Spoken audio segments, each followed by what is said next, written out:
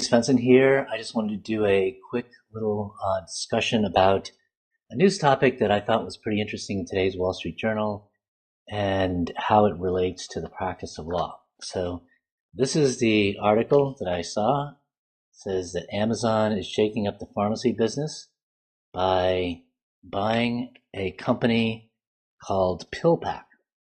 And they're paying $1 billion for this company. And basically what this company does or has been doing is sending people their prescriptions via mail, but putting the prescriptions into the proper combinations. So if you're somebody that needs to take several pills, one of the issues is you have to buy those little packages that are made out of plastic and then put the pills in and do all that stuff. And it takes a lot of time and people don't like doing it.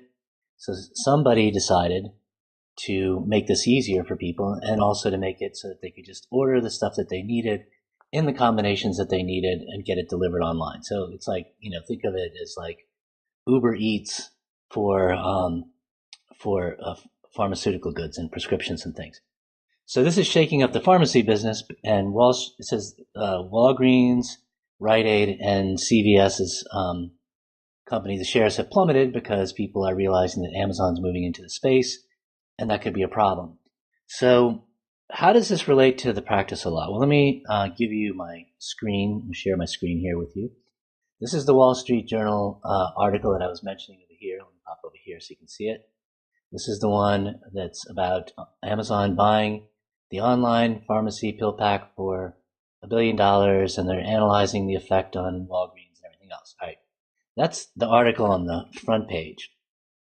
On the inside page is this article about behind the sale of $1 billion to Amazon, this $1 billion company. And it was a frustrated 32-year-old pharmacist who worked at his father's pharmacy.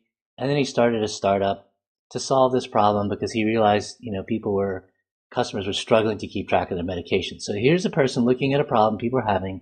Instead of saying, well, I'm just going to keep ignoring it and doing it the way that my traditional pharmacy mentality teaches me to do it, I'm going to think, how can I solve these people's problems in a better way using modern technology? And he did, and now his company is worth $1 billion, and Amazon bought it. So that reminded me of this book by Tim Ferriss called the 4-Hour Work Week. Let me switch back up. Hang on, let me switch over here. So this book here, The 4-Hour Work Week by Tim Ferriss. Very popular book. A lot of people know about it. He's gone on to become very wealthy. He's written other bestseller books, but this book is basically like his little, hey, I've discovered that there's maybe a way to make money, and I made some money and I'm going to show you how to do it, and you can have the same thing that I had. So it's kind of his recipe, but it's got a catchy title, and people don't realize, that it's really more about teaching people how to do what he did. Okay, in the back of the book, on page 288, he talks about restricted reading. He says there's 4 books that mattered most to him in figuring this out. The first one is The Magic of Thinking Big. He recommends reading it because he said other successful folks had told him about it. He says the key message of this book is don't overestimate others and underestimate yourself. And he said he keeps reading the first 2 chapters whenever doubt creeps in, which, he says from time to time is more than you would think for somebody that's wealthy. But the number 2 book right here is by Dan Kennedy, and it's called How to Make Millions with Your Ideas, An Entrepreneur's Guide. And he says that he read this book when he was in high school, and he's read it 5 times since, and it's like steroids for your entrepreneurship cortex. So I got a copy of the book because I was interested to see what was in this book. And I skimmed through it, some interesting stuff in here. But here's the one that relates to the practice of law. On page 141. Can a big business be built with a simple information product and direct marketing meet the $200 million man? So Ted Nicholas was a hyperactive entrepreneur who started a bunch of corporations. Each time he incorporated, he was annoyed by giving the lawyers hundreds of dollars just to fill in a few forms, using the lawyer's secretary basically. And it occurred to him that this probably irritated a lot of other entrepreneurs.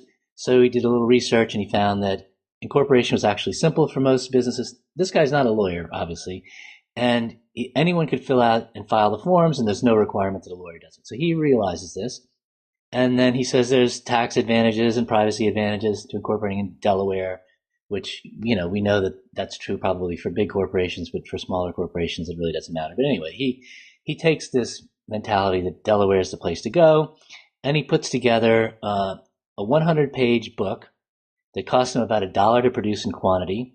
And the book was entitled How to Form Your Own Corporation Without a Lawyer for Under $50. Then he took out classified ads in the Wall Street Journal, newspapers, whatever, and he went on to sell 1 million copies of the book.